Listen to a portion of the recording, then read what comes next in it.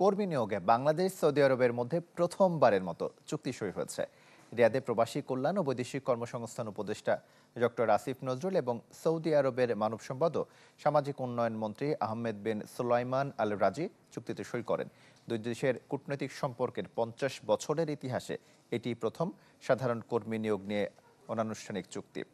এই চুক্তির মাধ্যমে বাংলাদেশ থেকে সৌদি আরবে বিভিন্ন পেশায় দক্ষ কর্মী নিয়োগ বাড়বে, আরও সুরক্ষিত হবে কর্মী নিয়োগকর্তার অধিকার ও স্বার্থ। এর আগে সৌদি মন্ত্রী ও ডক্টর আসিফ নজরুলের মধ্যে একটি দ্বিপাক্ষিক বৈঠক অনুষ্ঠিত হয়।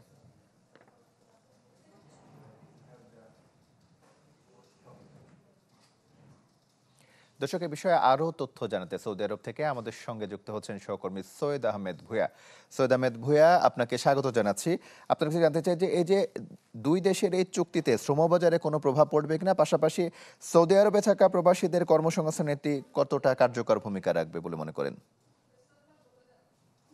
জি, ধন্যবাদ আপনাকে। আসলে যদি আমি একটু পিছের থেকে বলি, যে আপনি জানেন যে এই যে আজকে যে চুক্তিটা ছিল, এই চুক্তিটা কিন্তু আসলে বাংলাদেশের প্রবাসীদের জন্য এটা কিন্তু বহুত আহ এই চুক্তির দাবি ছিল। এতে গত 50 বছরের ইতিহাস, যেটা আপনি বলে গেছেন, 1976 সালে কিন্তু প্রথম বাংলাদেশিরা কিন্তু সৌদি আরবে আসে। তারপরে 2015 সালে গৃহকর্মী আসে। 2022 সালে গিয়ে আপনার আহ একটি চুক্তি, প্রশিক্ষণ চুক্তি হয়। কিন্তু এই যে শ্রমিক নিয়ে যে দুই দেশের চুক্তিটা, এটা কিন্তু আসলে পজিটিভ একটা দিক ছিল।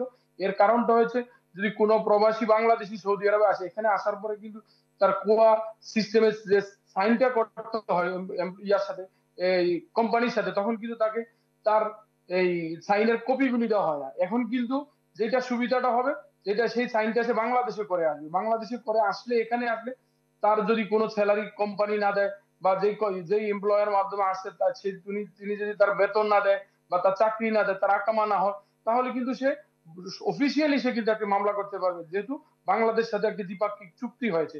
আরেকটি দিক আপনাকে বলে রাখি, যে যেই বৈঠকটি এই ডক্টর আসিফ নজরুল স্যার এবং সৌদি মন্ত্রী করেছেন, এই বৈঠকে কিন্তু আসিফ নজরুল স্যার কিন্তু 3টি দাবি জানিয়েছে। যে দাবিগুলি কিন্তু সৌদি প্রবাসী বাংলাদেশিদের ছিল।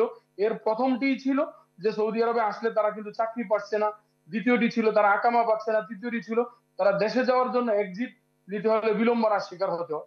এই দাবিগুলি তার ছিল, এবং আমাদের বাংলাদেশের উপদেষ্টা ডক্টর আসিফ নজরুল স্যার কিন্তু সুন্দরভাবে এই কথাগুলি উপস্থাপন করেছে, এবং সৌদি মন্ত্রী আশ্বস্ত করেছেন।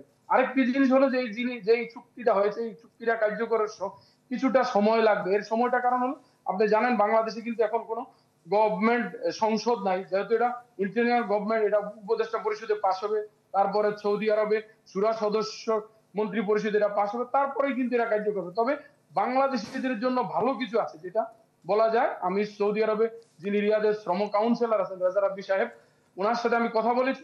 উনি কিন্তু আশ্বস্ত করেছেন যে এই চুক্তিটার জন্য তারা কিন্তু দীর্ঘ সময় পার করেছেন, এবং বারবার তারা চিঠি আদান প্রদান করেছেন। এতে কিন্তু তারা আসলে সকলেই কিন্তু আনন্দিত। আর বাংলাদেশিরাও, দক্ষ শ্রমিক এবং আধা দক্ষ যারা আসবে, তারা কিন্তু সকলেই এই ইয়ার মধ্যেই তারা কিন্তু কাজগুলি করতে পারবে, এবং তাদের জবাবদিহিতা থাকবে। দুই দেশেরই শৃঙ্খলা ও সমৃদ্ধ, যেটা আরো সমৃদ্ধ করবে। এইটাই কিন্তু আসলে যে প্রবাসী বাংলাদেশিদের দাবি ছিল।